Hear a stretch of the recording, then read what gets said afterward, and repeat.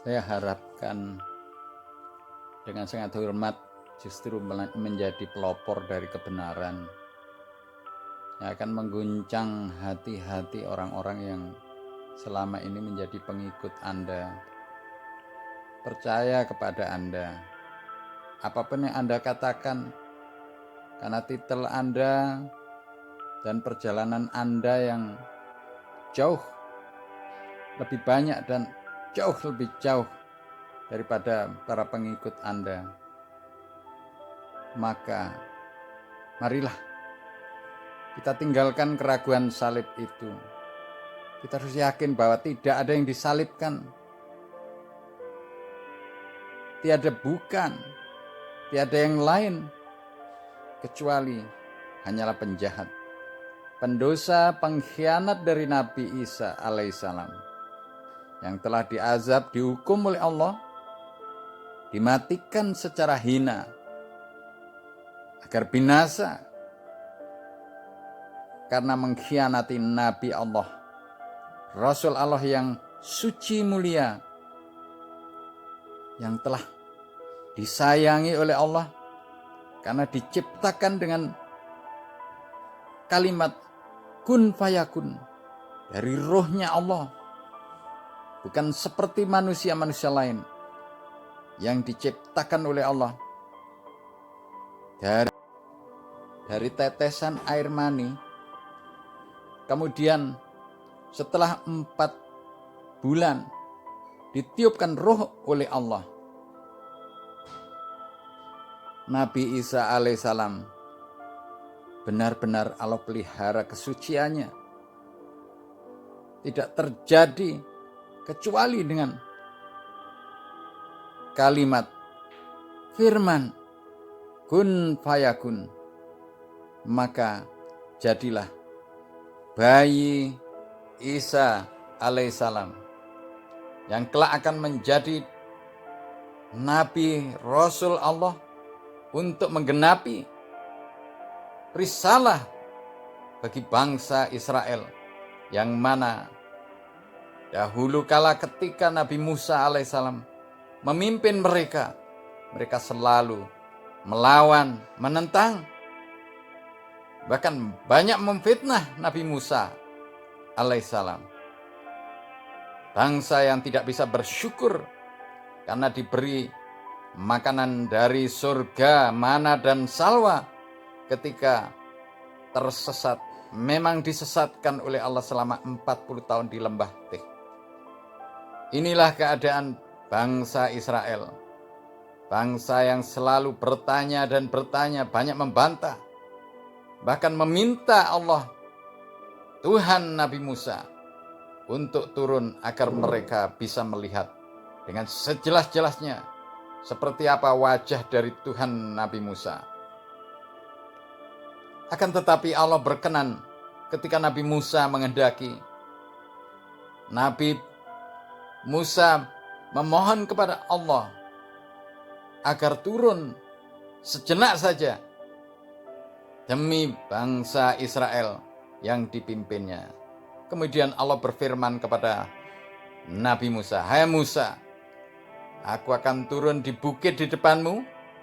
Apabila dia bisa bertahan, maka aku akan di situ." Tapi tidak lama kemudian, jeleger, hancur lebur bukit itu karena kemahakuasaan, kemahahebatan dari Allah Subhanahu wa ta'ala. Inilah bangsa Israel yang banyak bicara, banyak melawan, menentang nabi-nabi, bahkan banyak membunuh para nabi terdahulu. Ratusan ribu nabi dikirim oleh Allah kepada bangsa Israel untuk membimbing mereka mengetahui, meyakini bahwa tiada Tuhan di dunia ini kecuali Allah. Allah adalah Tuhan semua bangsa manusia. Bangsa yang dahulu kala sejak Adam diciptakan sampai bangsa yang terakhir lahir manusia, detik-detik hari kiamat terjadi, Dialah Allah, Tuhan semua bangsa manusia, bahkan bangsa jin sekalian yang telah diciptakan oleh Allah menjadi ciptaan yang harus taat kepada Allah. Pak Dr. Bambang, apa yang terjadi sekiranya Bapak dengan keyakinan yang mantap menjadikan Allah sebagai Tuhan, bukan lagi 3 dalam 1, 1 dalam 3. Teori-teori yang mendatangkan kesesatan, kesengsaraan masa depan setelah kematian, ketika kita telah dikuburkan, ataupun jasad kita telah hancur lebur, lepas nyawa dari badan, roh manusia akan ditanyakan oleh malaikat mungkar dan nakir. Maka sebelum kejadian yang dahsyat luar biasa yang mendatangkan penderitaan panjang tak bertepi itu, mendatangkan kesengsaraan, kehinaan, yang tidak mempunyai waktu yang ujung, tetapi selama-lamanya, never ending time. Mari kita pasrahkan diri kita kepada Allah, menjadi orang-orang muslimin yang tidak banyak menggunakan hawa nafsu kita, kecuali kita sandarkan kepada agama yang telah dibawa oleh Nabi terakhir, Rasul terakhir dari Allah Subhanahu wa Ta'ala, Nabi Muhammad Sallallahu Alaihi Wasallam. Nabi Isa alaihissalam diutus oleh Allah untuk Bani Israel telah habis masa berlakunya. Beliau diberikan Injil yang asli. Seandainya Anda bisa memegang Injil asli, kemudian mempelajari sampai detil, sampai setiap kata tidak pernah Anda tinggalkan, kemudian Anda jalankan apa yang ada di dalam Injil, kemudian Anda dalam keadaan yang tidak bisa menghindari karena kematian telah datang. Kematian Anda akan membawa kepada kesengsaraan, karena Anda hidup terkena risalah dari Nabi Muhammad SAW. Itu Injil yang asli. Apalagi apabila kita memegang dengan keras, dengan sungguh-sungguh, dengan kuat, luar biasa, Alkitab tulisan tangan manusia, maka sungguh amat lebih buruk kita daripada sekiranya manusia memegang Injil yang diturunkan oleh Allah kepada Nabi Isa alaihissalam. Pak Bambang, jangan sampai titel yang besar ini menjadi kehinaan kita di masa setelah kematian. Marilah kita berpikir tentang apa yang telah kita lakukan, dan janganlah kita menjerumuskan diri kita dalam jurang-jurang penderitaan yang panjang yang tidak bisa kita keluar daripadanya. Saat ini kita bisa berdiskusi. Mari, sekiranya Pak Bambang tidak suka, tidak setuju dengan apa yang saya sampaikan sebagai bukti kasih sayang saya, sebaik-baik saudara adalah orang yang memberitahukan tentang kesalahan kita. Dan seburuk-buruk saudara adalah orang yang selalu memuji-muji kita walaupun kita digeluti dalam keburukan. Pak Bambang Nursena, saya saudara Anda, saudara manusia dari keturunan Nabi Adam dan istrinya, sebangsa dan setanah air Indonesia. Saya sangat cinta kepada bangsa Indonesia, agar bagaimana memahami maksud dari Allah Subhanahu wa Ta'ala. Matilah dalam Islam, matilah dalam pengakuan la ilaha illallah Muhammad Rasulullah, maka surga yang penuh dengan kenikmatan telah disiapkan Surga yang penuh dengan kenikmatan telah disiapkan oleh Allah untuk masa yang tidak ada ujungnya, kekal abadi di dalam kenikmatan, kesejahteraan, kebahagiaan yang menjadi impian-impian manusia, semua manusia yang ada di permukaan bumi ini. Bahagia, sejahtera, yang kita tidak ingin keluar daripadanya. Itulah surga yang ditawarkan oleh Allah dengan ketaatan, menyembah kepada Allah 5 waktu setiap hari sampai kita menemui kematian. Berpuasa 30 hari di bulan Ramadan seperti saat-saat seperti ini.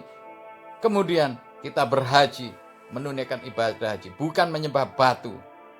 Bukan kita menyembah batu bagi berhala kita.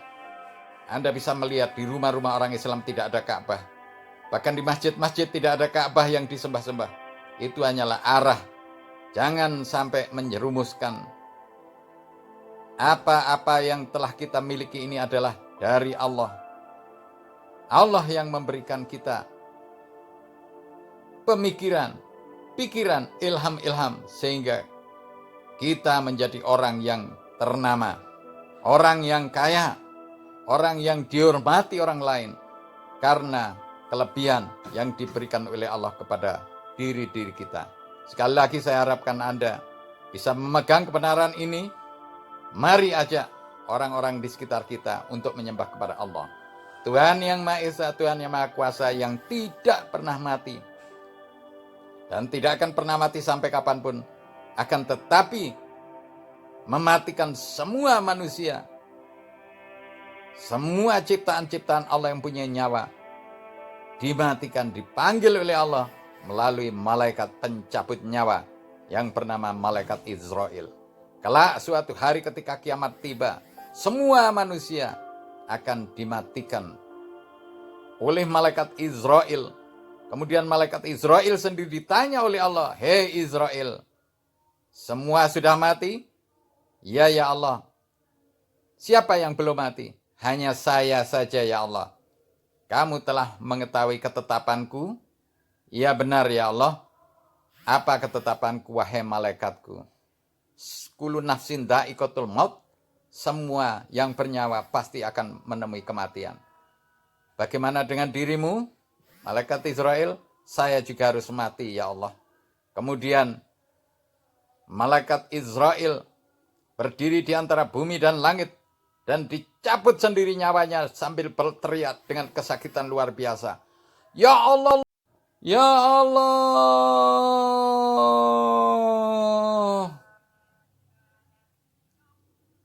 Kemudian Allah berpidato, berceramah di depan semua yang telah mati binasa. "Hai manusia, hai jin-jin, sekarang di mana yang dahulu kalian puja-puja? Raja-raja, presiden-presiden, menteri-menteri dan siapapun yang kalian kagumi, kalian hormati, kalian membungkuk-bungkuk pada mereka, memuja-muja mereka, memuji-muji mereka. Kalian tidak mau tahu, bahkan kalian melupakan aku. Sekarang tunjukkan kepadaku mana kekuasaan-kekuasaan yang dipuja-puja dahulu kala. Mana orang-orang yang hebat, yang terkuat di dunia yang dahulu kalian puja-puja. Semua kalian binasa, akulah yang maha hidup. Akulah maharaja, akulah maha kuasa. Akulah yang seharusnya kalian puja-puja dahulu ketika kalian hidup di dunia. Tapi kalian sering melupakan dan sering mengabaikan, bahkan menghinakan peringatan dari nabi-nabi utusanku dan rasul-rasul utusanku. Sekarang aku yang mempunyai kekuasaan. Kalian aku akan sidangkan, akan kalian mengalami persidangan, dan aku tidak akan pernah melakukan ketidakadilan. Yang dahulu mengharapkan keadilan, kalian akan menemukan di sini. Yang dahulu mengalami penderitaan, menginginkan perlindungan yang adil, di sini kalian akan memperolehnya. Wahai manusia, yang dahulu menuhankan diri mereka, kalian akan berhadapan denganku. Dengan hakim yang maha adil, akulah yang tidak menzalimi hamba-hambaku. Sebentar lagi kalian akan mengalami. Hei Jibril, bangun Jibril.